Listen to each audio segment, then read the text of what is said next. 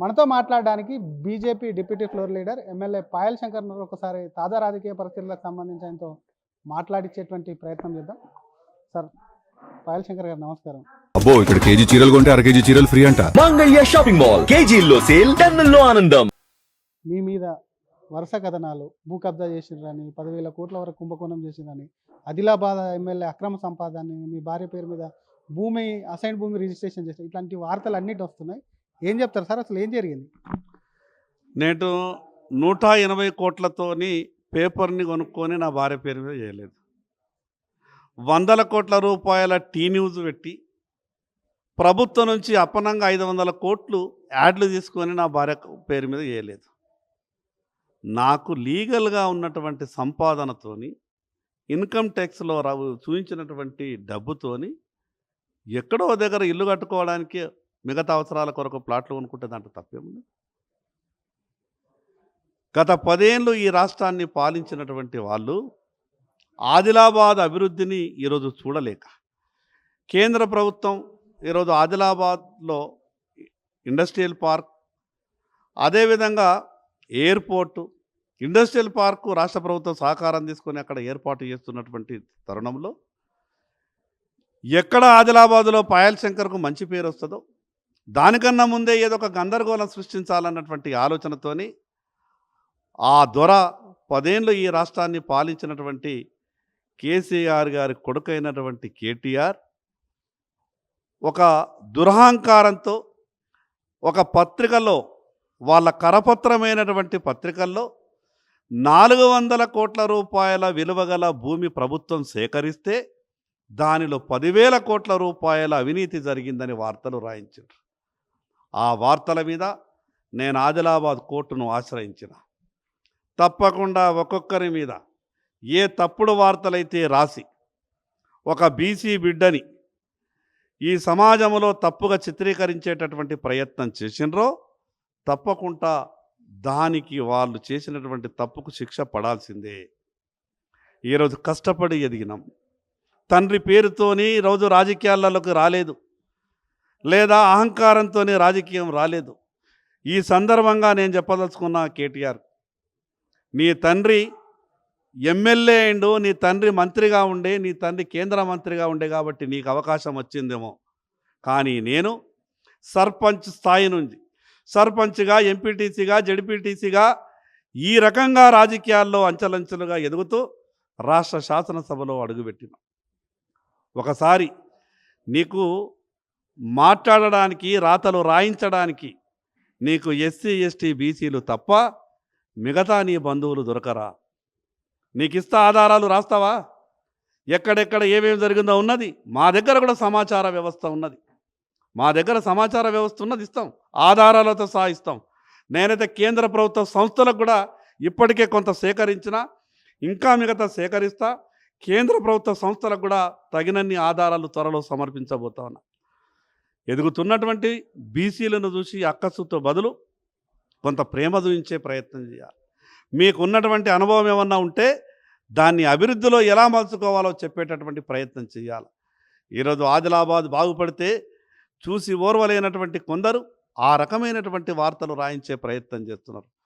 అందుకే వాస్తవాలు తెలవాలని, తప్పుడు రాతలు రాసిన వాళ్లకు ఏ రకమైనటువంటి శిక్షలు ఖరారు కావాలనో ఆ శిక్షల కొరకు నేను కోర్టును ఆశ్రయించిన, అన్ని ఆధారాలు కూడా కోర్టులో సమర్పించాను. మరొక పక్క ముఖ్యమంత్రితో సన్నిహితంగా ఉంటారు. ముఖ్యమంత్రి మనిషి ఇక్కడున్న మనసు అక్కడ అంటూ కూడా దాని మీద కూడా ఎప్పటికప్పుడు మీ మీద ప్రచారం చేస్తారు. సీఎంను కలిసిన ప్రతిసారి ఈ వార్త. ప్రచారం ఎంత చేసుకున్నా నాకు నష్టం జరిగేది ఏమీ లేదు. రేవంత్ రెడ్డి గారు ఈ రాష్ట్రానికి ముఖ్యమంత్రి. నేను కాంగ్రెస్ పార్టీ నాయకునిగా కలుస్తలేను, రాష్ట్రానికి ముఖ్యమంత్రిగా. నా నియోజకవర్గ సమస్యల గురించి కేంద్ర ప్రభుత్వం ఈ రాష్ట్రంలో ఒక ప్రాజెక్టు చేస్తున్నప్పుడు, నా నియోజకవర్గంలో ప్రాజెక్టు ఇస్తున్నప్పుడు సంబంధిత భూసేకరణ కానీ మిగతా విషయాలన్నీ కానీ రాష్ట్ర ప్రభుత్వంతో అనుసంధానమై ఉంటాయి. కాబట్టి ఏదైనా పనులుంటే నియోజకవర్గానికి సంబంధించిన పనులని తప్పకుండా గతంలో కలిసినా రేపు భవిష్యత్తులో కూడా కలుస్తా అవకాశం. కానీ దానికి ఏదో రాజకీయ రంగు పూసి ఈరోజు కేటీఆర్కు తెలవాలి. ఎన్నిసార్లు వచ్చినా మా ఢిల్లీ కేంద్ర మంత్రుల దగ్గరికి, ఎన్నిసార్లు వచ్చినా మా ప్రధానమంత్రి గారి దగ్గరికి? ఆ రోజు మేము అన్నామా మా బీజేపీల దగ్గరికి వచ్చిండు అయిపోయిందిగా కేటీఆర్ మా దగ్గరికి వచ్చిండు మా పార్టీలకు గరుస్తాడని చెప్పినామా? మాట్లాడేటప్పుడు ఒకటికి 2 సార్లు ఆలోచించాలి. గతంలో మీరు చేస్తేనేమో సంసారం, మిగతా వాళ్ళు చేస్తే వ్యభిచారమా? ఒకటికి 2 సార్లు ఆలోచించి మాట్లాడితే బాగుంటుంది. Thank you sir. ఇది అభివృద్ధి కొరకు వచ్చేటువంటి ప్రాజెక్టుల కొరకు ముఖ్యమంత్రిని ఎన్నిసార్లు అన్నా కలుస్తా. గతంలో మీరు అటు ఇక్కడ ఉన్నటువంటి అధికారంలో ఉన్నప్పుడు అటు ప్రధానమంత్రిని కానీ కేంద్ర మంత్రులను కలవలేదా అని చెప్తూనే మరొక పక్క తన మీద వస్తున్నటువంటి భూ కబ్జాలకు సంబంధించిన ఆరోపణలు ఏవైతే ఉన్నాయో అవి కావాలని కక్ష కట్టుకుని వాళ్ళ కరపత్రంలో వేస్తున్నారు. 400 కోట్ల భూసేకరణ జరిగితే 1000 కోట్లకు సంబంధించినటువంటి అవినీతి ఎట్లా జరుగుతుంది? తను లీగల్గా కొనుక్కున్నటువంటి ప్రాపర్టీల మీద సైతం కూడా, ఫ్లాట్ల మీద సైతం కూడా వాళ్ళు అనవసరమైన రాద్ధాంతము ప్రచారం చేస్తున్నారు కాబట్టి దాని మీద లీగల్గా కేసు వేసాను, లీగల్గా వెళ్తున్నాను. ఈ వార్తలు రాసే అందరినీ కూడా కోర్టుకి ఇడుస్తారు. తొందరలోనే వాళ్ళకు కోర్టులో తగిన బుద్ధి చెప్పడం ఖాయం అంటూ కూడా డిప్యూటీ ఫ్లోర్ లీడర్ అలాగే బీజేపీ ఎమ్మెల్యే పాయల్ శంకర్ అంటున్నారు. కెమెరామెన్ విజయ్తో శ్రీధర్, ఆర్టీవీ, హైదరాబాద్. మనతో మాట్లాడడానికి BJP deputy floor leader MLA Payal Shankar ఒకసారి తాజా రాజకీయ పరిస్థితులకు సంబంధించి ఆయనతో మాట్లాడించేటువంటి ప్రయత్నం చేద్దాం. సార్ పాయల్ శంకర్ గారు నమస్కారం. మీ మీద వరుస కథనాలు, భూ కబ్జా చేసిండ్రని, 10,000 కోట్ల వరకు కుంభకోణం చేసిందని, ఆదిలాబాద్ ఎమ్మెల్యే అక్రమ సంపాదనని, మీ భార్య పేరు మీద అసైన్ భూమి రిజిస్ట్రేషన్ చేసిన ఇట్లాంటి వార్తలు అన్నిటి వస్తున్నాయి. ఏం చెప్తారు సార్, అసలు ఏం జరిగింది? నేను 180 కోట్లతోని పేపర్ని కొనుక్కొని నా భార్య పేరు మీద చేయలేదు. 100 కోట్ల రూపాయల టీ న్యూస్ పెట్టి ప్రభుత్వం నుంచి అప్పనంగా 500 కోట్లు యాడ్లు తీసుకొని నా భార్య పేరు మీద చేయలేదు.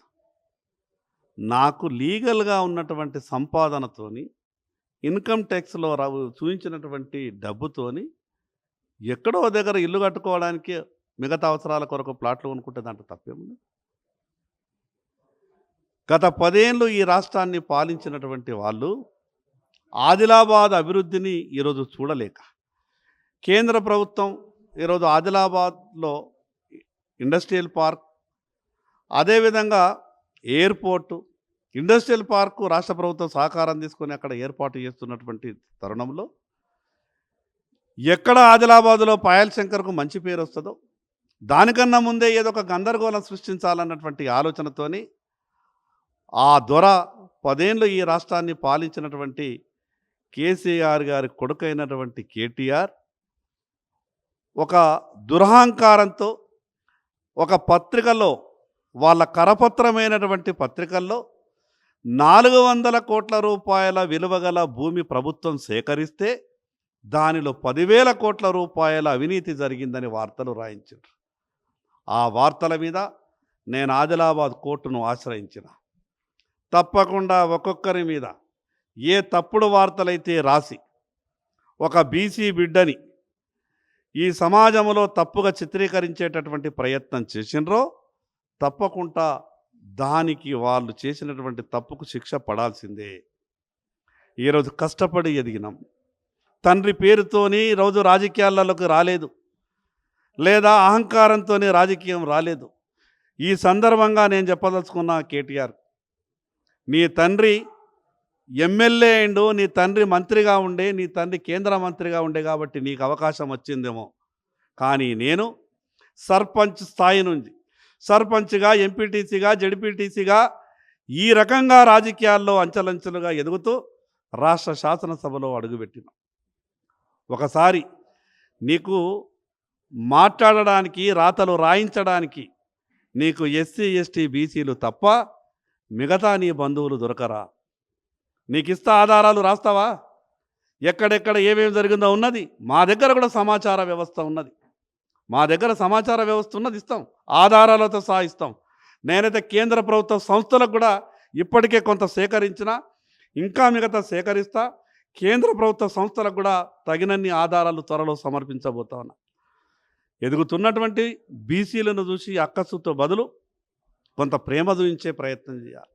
మీకున్నటువంటి అనుభవం ఏమన్నా ఉంటే దాన్ని అభివృద్ధిలో ఎలా మలుచుకోవాలో చెప్పేటటువంటి ప్రయత్నం చేయాలి. ఈరోజు ఆదిలాబాద్ బాగుపడితే చూసి ఓర్వలేనటువంటి కొందరు ఆ రకమైనటువంటి వార్తలు రాయించే ప్రయత్నం చేస్తున్నారు.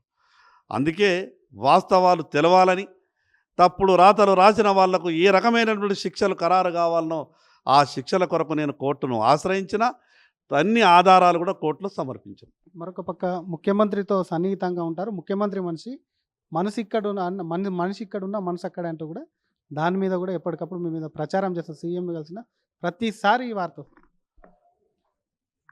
ప్రచారం ఎంత చేసుకున్నా నాకు నష్టం జరిగేది ఏమీ లేదు. రేవంత్ రెడ్డి గారు ఈ రాష్ట్రానికి ముఖ్యమంత్రి.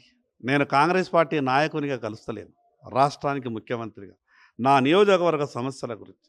కేంద్ర ప్రభుత్వం ఈ రాష్ట్రంలో ఒక ప్రాజెక్టు చేస్తున్నప్పుడు, నా నియోజకవర్గంలో ప్రాజెక్టు ఇస్తున్నప్పుడు సంబంధిత భూసేకరణ కానీ మిగతా విషయాలన్నీ కానీ రాష్ట్ర ప్రభుత్వంతో అనుసంధానమై ఉంటాయి. కాబట్టి ఏదైనా పనులుంటే నియోజకవర్గానికి సంబంధించిన పనులని తప్పకుండా గతంలో కలిసినా రేపు భవిష్యత్తులో కూడా కలుస్తా అవకాశం. కానీ దానికి ఏదో రాజకీయ రంగు పూసి ఈరోజు కేటీఆర్కు తెలవాలి, ఎన్నిసార్లు వచ్చినా మా ఢిల్లీ కేంద్ర మంత్రుల దగ్గరికి, ఎన్నిసార్లు వచ్చినా మా ప్రధానమంత్రి గారి దగ్గరికి. ఆ రోజు మేము అన్నామా, మా బీజేపీల దగ్గరికి వచ్చిండు అయిపోయిందిగా, కేటీఆర్ మా దగ్గరికి వచ్చిండు మా పార్టీలకు గరుస్తాడని చెప్పినామా? మాట్లాడేటప్పుడు 1-2 సార్లు ఆలోచించాలి. గతంలో మీరు చేస్తేనేమో సంసారం, మిగతా వాళ్ళు చేస్తే వ్యభిచారమా?